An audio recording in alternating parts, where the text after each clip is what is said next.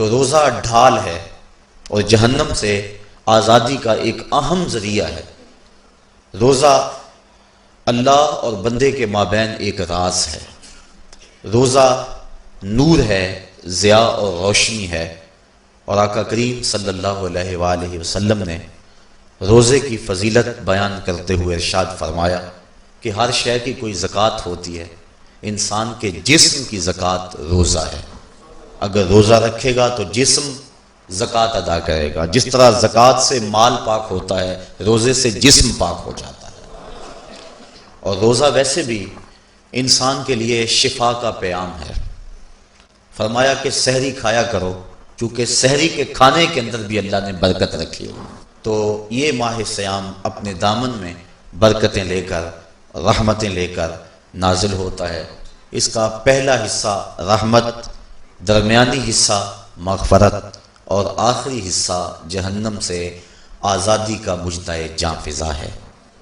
حدیث میں آتا ہے کہ اللہ نے میری امت کو رمضان المبارک کے روزے کے حوالے سے 5 چیزیں ایسی عطا کی ہیں جو اس سے قبل کسی امت کو نصیب نہیں ہوئی۔ ایک تو یہ کہ رمضان المبارک کے اندر روزہ رکھنے والے کے معدے سے جو بو نکلتی ہے، اللہ کو وہ مشک سے زیادہ محبوب ہے۔ دوسری بات کہ جب ماہ سیام آتا ہے تو شیاطین کو جکڑ دیا جاتا ہے۔ تیسری بات کہ روزے دار جب تک روزے میں رہتا ہے، فرشتے اس کے لیے مغفرت کی دعائیں کرتے رہتے ہیں۔ اور چوتھی بات، جب ماہ سیام کی آخری رات آتی ہے تو اس کے سارے گناہوں کو بخش دیا جاتا ہے اور اس کو جہنم سے آزادی کا پروانہ مل جاتا ہے۔ بلکہ ایک صحابی نے حضور سے عرض کی کہ آقا کریم، جو یہ جہنم سے آزادی کا پروانہ مومن کو ملتا ہے تو کیا یہ لیلۃ القدر کی رات ہے؟ تو آقا کریم نے فرمایا نہیں، جب مزدور اپنی مزدوری مکمل کرتا ہے، جب اس کی دہاڑی پوری ہو جاتی ہے تو پھر اس کو اس کا مالک کچھ دیتا ہے، تو یہ جو اس کو بخشش اور مغفرت کا مجدہ جاں فضا دیا جاتا ہے، یہ اس کی مزدوری ہے۔ اور فرمایا کہ جو لیلۃ القدر کی برکتیں اس کو حاصل ہوتی ہیں، یہ اس کے علاوہ ہیں۔ اور یہ اللہ تعالیٰ جل شانہ نے خاص کرم نوازی فرمائی بندہ مومن پر کہ اس کو یہ بابرکت رات عطا فرمائی۔ اور 5ویں فضیلت جو اس کو دی گئی روزہ دار کو، اور حضور سے قبل جو امتوں میں لوگ روزے رکھتے تھے، یہ فضیلتیں ان کو نہیں عطا کی گئی۔ جنت کو پورا مومن کے لیے آراستہ و پیراستہ کیا جاتا ہے۔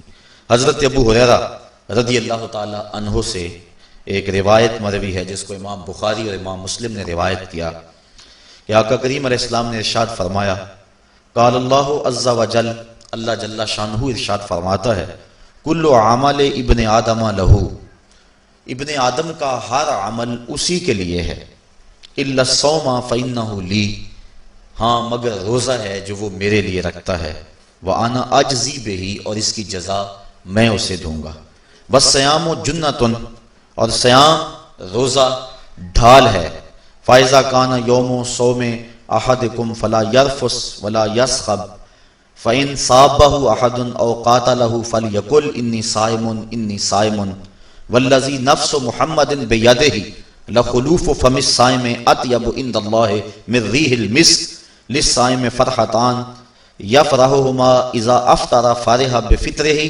واذا لقی ربہ فرح بصومہ۔ تو فرمایا کہ جب کوئی شخص روزہ رکھتا ہے تو اس کا یہ عمل اللہ کے لیے ہے اور اللہ تعالیٰ اس کی جزا دے گا۔ روزہ ڈھال ہے، جب کوئی شخص روزہ رکھے تو وہ اس کے اندر کوئی اللہ کی نافرمانی نہ کرے، یہاں تک کہ اگر اس کو کوئی شخص گالی بھی دے تو وہ یہ کہے کہ میرا روزہ ہے، میں صائم ہوں، میں نے روزہ رکھا ہوا ہے، یہ کہہ کے لڑنے والے کو، الجھنے والے کو ٹال دے۔ حضور نے ارشاد فرمایا، مجھے قسم ہے اس رب کی جس کے قبضے میں محمد کی جان ہے، کہ روزہ دار کے معدے سے جو بو نکلتی ہے اللہ کو وہ مسک یعنی کستوری کی خوشبو سے زیادہ محبوب ہے۔ اور روزہ دار کے لیے 2 خوشیاں ہیں، ایک خوشی اس کو اس وقت ملتی ہے جب وہ روزہ افطار کرتا ہے، اور دوسری خوشی اس کو اس وقت ملتی ہے جب اس روزے کے صلے میں اسے اپنے رب کا دیدار نصیب ہوگا۔ یہ بات ذہن میں رکھیں کہ اس دنیا پر سب سے بڑی دولت جو حضرت انسان کو دی گئی ہے وہ دولت ایمان ہے، اور قیامت کے دن سب سے بڑی دولت جو اہل ایمان کو دی جائے گی وہ اللہ تعالیٰ کا دیدار ہوگا۔ جنت کے حور و قصور، جنت کے محلات، جنت کی اعلی نصب نعمتیں، دنیا کی کوئی دولت اور دنیا کی کوئی نعمت جنت کی کسی نعمت کا مقابلہ نہیں کر سکتی، لیکن جنت والے جنت میں جا کر جس نعمت کو سب سے بڑا سمجھیں گے، اور وہ ہوگی بھی حقیقت میں سب سے بڑی نعمت، ایسی نعمت کہ اس نعمت کے ملنے پہ باقی ساری نعمتوں کو بھول جائیں گے، وہ یہ ہے کہ رب اپنے رخ کرم سے پردہ ہٹا دے گا اور ان کو اپنا دیدار عطا فرما دے گا۔ تو یہ سب سے بڑی دولت جو مومن کو آخرت میں نصیب ہوگی، یہ روزے کے صلے میں نصیب ہوگی۔ یہ روزے کا وہ ثمر ہے، یہ روزے کا وہ پھل ہے جو اللہ اہل ایمان کو قیامت کے دن عطا فرمائے گا۔ عاجزی بہی کا معنی ہے کہ اس کی میں جزا دوں گا۔ ایک روایت میں آتا ہے کہ جو اعمال ہیں وہ 7 طرح کے ہیں۔ 2 اعمال ایسے ہیں کہ جو واجب کرتے ہیں، 2 اعمال ایسے ہیں کہ جن کی جزا ان کی مثل ہے، اور ایک عمل ایسا ہے کہ جس کی جزا 10 گنا ہے، اور ایک عمل ایسا ہے کہ جس کی جزا 700 گنا ہے، اور ایک عمل ایسا ہے جس کی جزا بے حساب ہے۔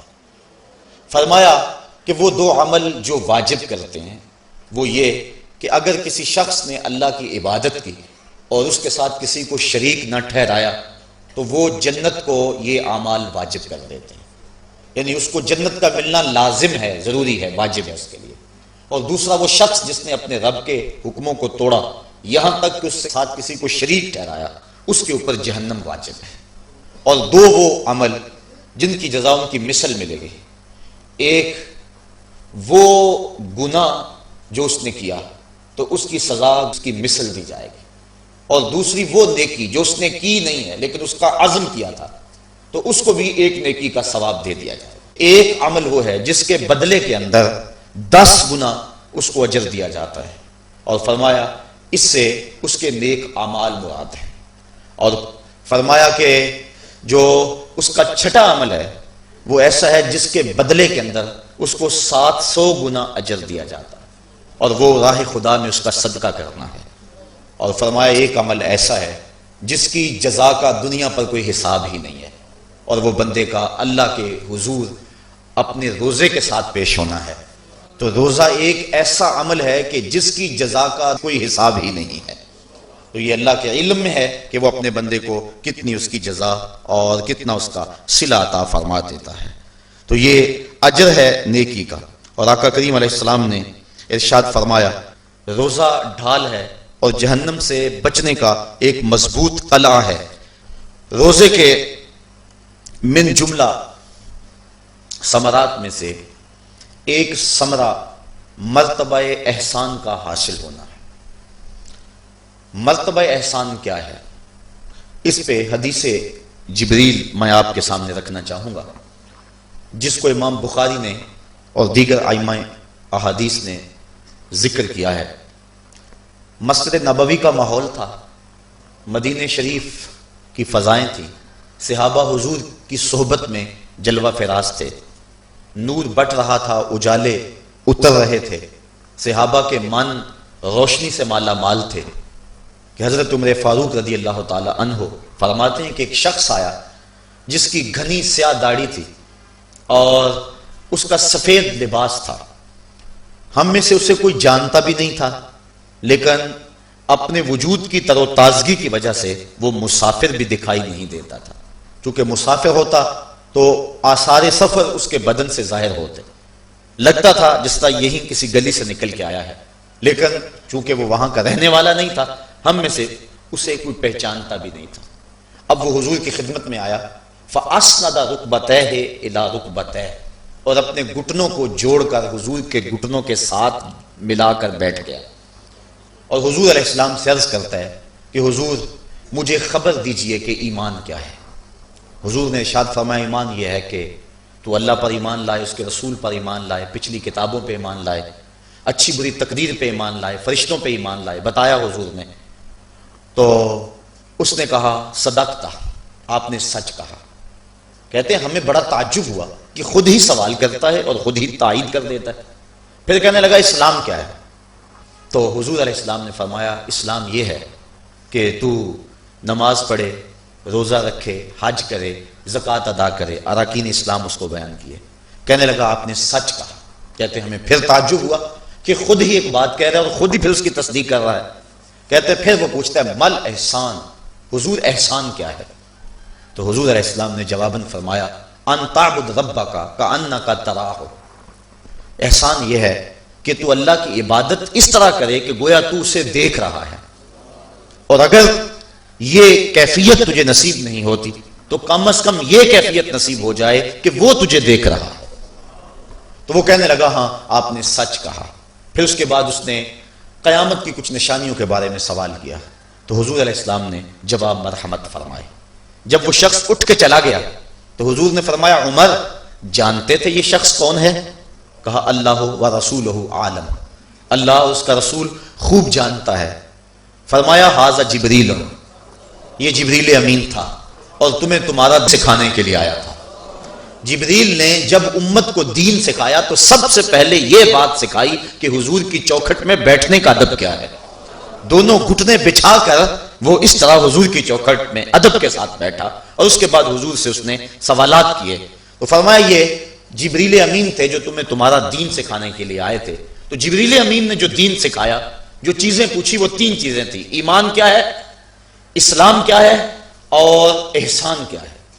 تو احسان تیسری چیز ہے جس کو ہم اپنی زبان کے اندر تصوف کہتے ہیں، جس کو ہم طریقت کا نام دیتے ہیں. تو اس کو درجہ احسان یا مرتبہ احسان کہا جاتا ہے. اور یہ دین کی روح ہے. جو لوگ طریقت کا انکار کرتے ہیں وہ دین کی روح کا انکار کرتے ہیں. تو حضور علیہ السلام نے جو طریقت بیان فرمائی وہ یہ تھی کہ اللہ کی عبادت تو اس طرح کرے کہ جس طرح تو اسے دیکھتا ہے. اگر یہ کیفیت مل جائے تو سبحان اللہ، لیکن اگر یہ کیفیت نہیں ملی تو کم از کم یہ کیفیت تو ملے کہ وہ مجھے دیکھ رہا ہے. اور اگر یہ کیفیت بھی مل جائے کہ وہ مجھے دیکھ رہا ہے تو بتائیے کہ پھر انسان کی زندگی میں کتنا سرور آ جائے گا کہ جب وہ نماز کے لیے کھڑا ہو تو اس تصور میں ڈوب جائے کہ میرا مالک تو مجھے دیکھ رہا ہے. تو پھر نماز کا کتنا سرور آ جائے گا اس کو. اور جب وہ کوئی اور نیک عمل کر رہا ہو تو اس تصور میں ڈوب جائے کہ میرا مالک میرے اوپر نگاہ لطف فرما رہا ہے. تو پھر اس کی کیفیت کا عالم کیا ہوگا. تو پہلی کیفیت کہ تو اسے دیکھ رہا ہے. حضرت علی المرتضیٰ رضی اللہ تعالی عنہ سے کسی نے پوچھا جس رب کی عبادت کرتے ہو کیا اس کو کبھی دیکھا بھی ہے؟ تو حضرت علی المرتضیٰ نے جواباً کہا لم اعبد ربا لم اراہ. اے صاحب کبھی کبھی کی بات کیا کرتا ہے. علی تو اتنی دیر تک سجدے سے سر ہی نہیں اٹھاتا جب تک اس کے جمال جہاں آرا سے فیض یاب نہیں ہو جاتا. حضرت داتا گنج بخش علی حجویری علیہ رحمہ کشف المعجوب کے اندر ایک حدیث نقل کرتے ہیں کہ حضور علیہ السلام نے ارشاد فرمایا کہ فاقہ کشی اختیار کرو اور بھوک اور پیاس برداشت کرو. ممکن ہے کہ اس دنیا کے اندر تم اپنے دل کی آنکھوں سے اپنے رب کا مشاہدہ کرو. تو یہ جو مرتبہ احسان ہے جو مومن کا مقصود ہے وہ اس کو حاصل ہوگا روزہ رکھنے سے. اور اگر چلو کسی روزہ دار کو یہ کیفیت نہ ملے کہ وہ اپنے رب کے جمال جہاں آرا کو دیکھ لے، اس کے جلووں کو دیکھ لے، اس کے دیدار کی دولت سے مالا مال ہو جائے، اس کا دل اس کی محبت میں ایسا ڈوبے کہ وہ جدھر دیکھے اسی کے جلووں کو ہی دیکھتا چلا جائے. اگر روزہ دار کو ایسی دولت نہ بھی نصیب ہو تو کم از کم روزہ دار کو یہ دولت تو ضرور ملے گی کہ وہ اس احساس میں ڈوب جائے گا کہ میرا رب مجھے دیکھ رہا ہے. گناہگار سے گناہگار شخص بھی کڑکتی ہوئی دوپہر میں ٹھنڈا پانی دستیاب ہونے کے باوجود ایک گھونٹ بھی حلق سے نیچے نہیں اتارتا. کیوں؟ اس لیے کہ میرا مالک تو مجھے دیکھ رہا ہے. تو یہ احساس اس کو آیا کہ نہ آیا؟ کاش کہ رمضان میں یہ نور جو ہم کو نصیب ہوتا ہے، یہ رمضان کا خاص نور ہے. مرتبہ احسان سے پھوٹتا ہوا یہ اجالا رمضان میں ایک گناہگار سے گناہگار شخص بھی حاصل کر لیتا ہے کہ وہ اس احساس میں ڈوب جاتا ہے کہ میرا مالک مجھے دیکھ رہا ہے. کاش کہ وہ اس کو اندر سمو لے اور اس کو دل کی ایک ایک پرت پہ رکھ لے اور اس کو سجا لے اور اس دولت کو پھر جانے نہ دے. تو پھر اس کے لیے گناہ کرنا مشکل ہی نہیں محال ہو جائے گا. اس احساس سے پانی نہیں پیتا کہ میرا اللہ مجھے دیکھ رہا ہے. تو کیا مجھے یہ بتاؤ کہ جب وہ دکان پہ بیٹھ کے ڈنڈی مارتا ہے کہ اللہ اس وقت نہیں دیکھتا؟ جب وہ کسی کی جیب کاٹتا ہے اللہ اس وقت نہیں دیکھتا؟ جب وہ رشوت لے رہا ہوتا ہے اللہ اس وقت نہیں دیکھتا؟ کہ اللہ تعالیٰ صرف رمضان میں دیکھتا ہے، غیر رمضان میں نہیں دیکھتا؟ تو یہ احساس کاش کہ اس کے ساتھ لگ جائے کہ میرا مالک مجھے دیکھ رہا ہے، تو پھر گناہ کرنا مشکل ہی نہیں ناممکن ہو جاتا ہے۔ 7ویں کوٹھڑی میں جب سارے دروازے بند کر کے بت کے اوپر موٹا کپڑا ڈال کے زلیخا بولی ہے تالک یوسف اب آ جاؤ نا، اب تو کوئی نہیں دیکھ رہا ہے، تو یہی احساس تھا جس نے روشنی دی۔ قال معاذ اللہ، کہا اللہ کی پناہ، تو اپنے معبود سے موٹی چادر ڈال کر چھپ گئی، لیکن میرا خدا تو 7ویں کوٹھڑی میں بھی دیکھ رہا ہے۔ پھر اتنی روشنی برسی، اتنے اجالے اترے کہ گناہ کیا، گناہ کا تصور بھی محال ہو گیا۔ تو یہ یقین، یہ اذعان کہ میرا مالک مجھ کو دیکھ رہا ہے، انسان کے لیے گناہ کو مشکل ہی نہیں ناممکن بنا دیتا ہے۔